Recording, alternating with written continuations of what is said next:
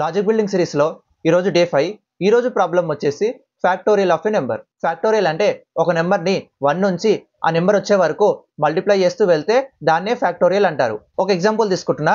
So 5 factorial equal to 1 into 2 into 3 into 4 into 5 equal to 120. So దీన్నే factorial అంటారు. ప్రోగ్రామింగ్లో దీన్ని 2 వేస్గా implement చేయొచ్చు.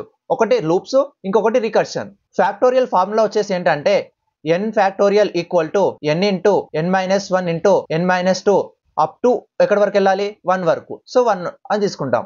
So దీన్ని లూప్స్ లో ఎట్లా ఇంప్లిమెంట్ చేయాలో చూద్దాము. ఇనిషియల్ గా ఒక వేరియబుల్ తీసుకోవాలి, ప్రొడక్ట్ అని చెప్పి PROD అని తీసుకుంటున్నా, ఈక్వల్ టు 1 అని తీసుకుంటున్నా.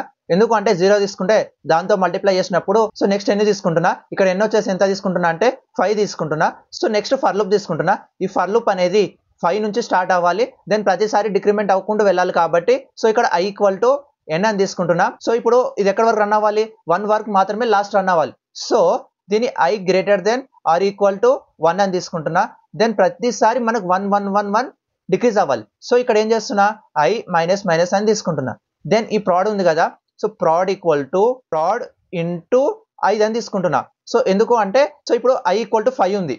సో i ఈక్వల్ టు 5 ఉన్నప్పుడు ఈ ప్రాడ్ ఏమవుతుంది, 1 ఇంటూ 5 అవుతుంది. సో దీని వాల్యూ వచ్చేసి 5.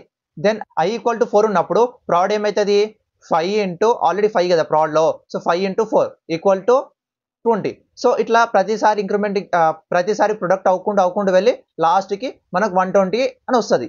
ఫైనల్గా ఈ ప్రాడ్ని ప్రింట్ చేస్తే మనకు ఫ్యాక్టోరియల్ ఆఫ్ 5 ప్రింట్ అవుతుంది. సో ఇది factorial problem using the loops. దీనికి సంబంధించిన full video explanation and notes కావాలి అనుకుంటే కింద కామెంట్ సెక్షన్లో డే 5 అని కామెంట్ చేయండి, నేనే మీకు డైరెక్ట్గా DM చేస్తాను.